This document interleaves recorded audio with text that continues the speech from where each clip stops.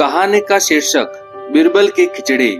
एक दफा शहंशाह अकबर ने घोषणा की कि यदि कोई व्यक्ति सर्दी के मौसम में नर्मदा नदी के ठंडे पानी में घुटनों तक डूबा रहकर सारी रात गुजार देगा तो उसे भारी भरकम तोहफे से पुरस्कृत किया जाएगा। एक गरीब धोबी ने अपनी गरीबी दूर करने की खातिर हिम्मत की और सारी रात नदी में घुटने पानी में ठिठुरते बिताई और जहांपनाह से अपना इनाम लेने पहुंचा। बादशाह अकबर ने उससे पूछा, तुम कैसे सारी रात बिना सोए खड़े खड़े ही नदी में रात बिताई, तुम्हारे पास क्या सबूत है? धोबी ने उत्तर दिया, जहांपनाह मैं सारी रात नदी के छोर के महल के कमरे में जल रहे दीपक को देखता रहा और इस तरह जागते हुए सारी रात नदी के शीतल जल में गुजारी।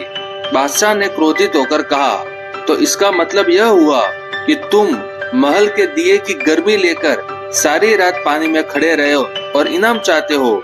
सिपाहियों, इसे जेल में बंद कर दो। बीरबल भी दरबार में ही था। उसे यह देख बुरा लगा कि बादशाह नाहक की इस गरीबी पर जुल्म कर रहे हैं। बीरबल दूसरे दिन दरबार में हाजिर नहीं हुआ, जबकि उस दिन दरबार की एक आवश्यक बैठक थी। बादशाह ने एक खादिम को बीरबल को बुलाने भेजा। खादिम ने लौटकर जवाब दिया, बीरबल खिचड़ी पका रहे हैं और वह खिचड़ी पकते ही उसे खाकर आएंगे।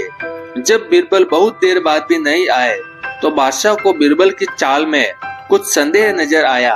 वे खुद तफ्तीश करने पहुंचे। बादशाह ने देखा कि एक बहुत लंबे से डंडे पर एक घड़ा बांधकर उसे बहुत ऊंचा लटका दिया गया है और नीचे जरा सा आग जल रहा है। पास में बीरबल आराम से खटिया पर लेटे हुए हैं। बादशाह ने तमक कर पूछा, यह क्या तमाशा है? क्या ऐसे भी खिचड़ी पकती है? बीरबल ने कहा, माफ करे जहांपनाह, जरूर पकेगी, वैसे ही पकेगी जैसे कि धोबी को महल के दिए की गर्मी मिली थी। बादशाह को बात समझ में आ गई। उन्होंने बीरबल को गले लगाया और धोबी को रिहा करने और उसे इनाम देने का हुक्म दिया।